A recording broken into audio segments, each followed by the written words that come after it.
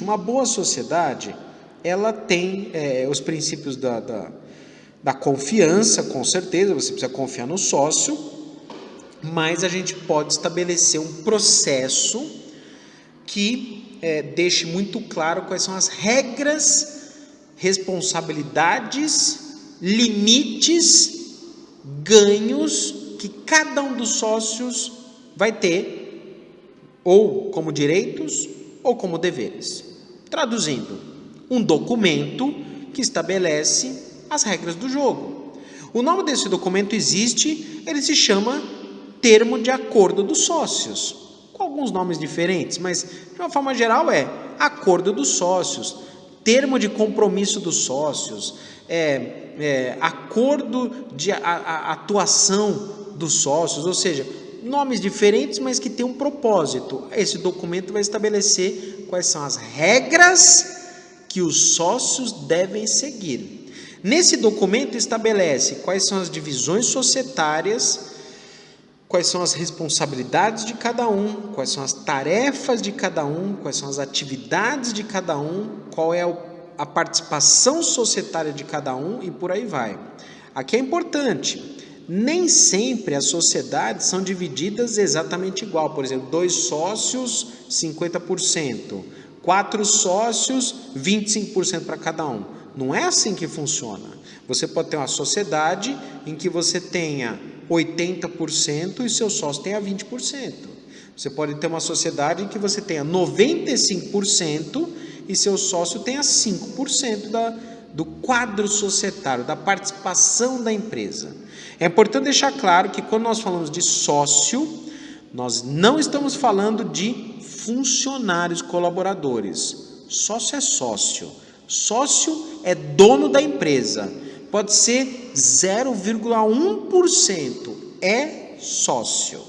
E como sócio, ele tem que pensar como gestor, como dono da empresa.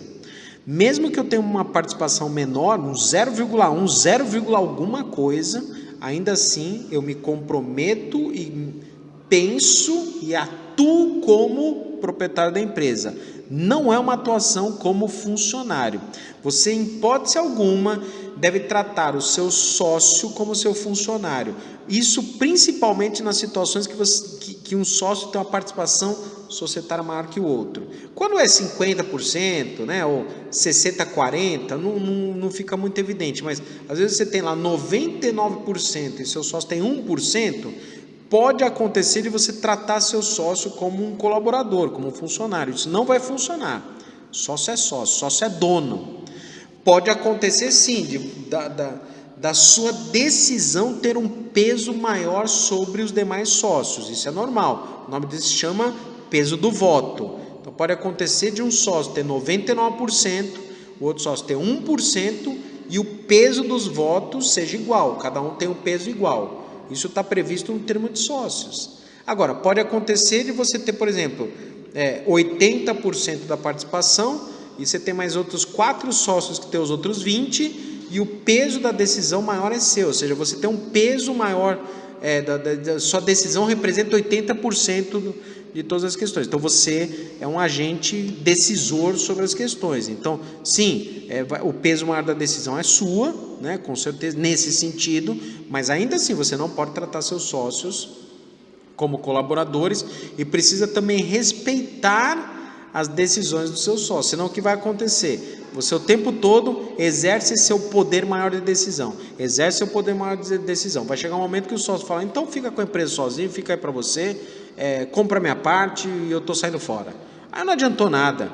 Então é normal essas questões, tá? Então por isso que a gente tem que colocar esse documento que vai estabelecer o seguinte: qual a divisão das tarefas, qual que é a divisão do capital, né, do capital social, qual vai ser a divisão das responsabilidades, qual vai ser a divisão dos ganhos, como é que os ganhos vão acontecer, qual vai ser o procedimento para a governança, ou seja, como é que eu vou prestar contas, qual vai ser o peso do voto, né, das decisões, se a gente vai ter um voto que tem um peso maior, menor, né, se meu peso, por exemplo, meu voto vale 2, o seu voto vale 3, o meu voto vale igual ao seu. Então essas questões todas no termo de sócio, do acordo de sócios, né?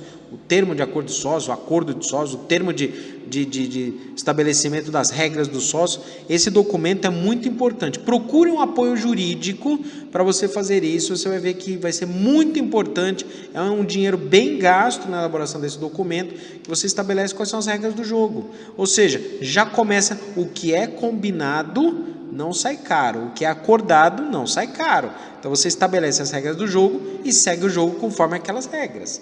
Isso vai diminuir drasticamente os conflitos de interesse entre os sócios, vai deixar claro quais são as regras do jogo, vai estabelecer as responsabilidades, né? Vai estabelecer as divisões corretas muito claras, principalmente daqueles aspectos subjetivos que foram comentados, há tarefas que parecem ser mais ou menos complexas, que a gente não tem uma divisão exata, como por exemplo, carregar 10 caixas, né? Então, 2 sócios, cada um carrega 10 caixas, não vai funcionar dessa maneira.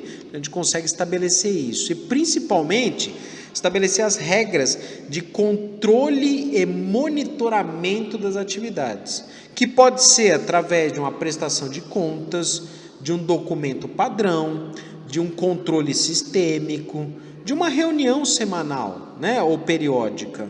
Mas você estabelecendo controles e monitoramento, você está definindo as regras do jogo. Aumenta drasticamente a chance de expandir a confiança junto ao seu sócio, que precisa existir, porque está respaldado no documento.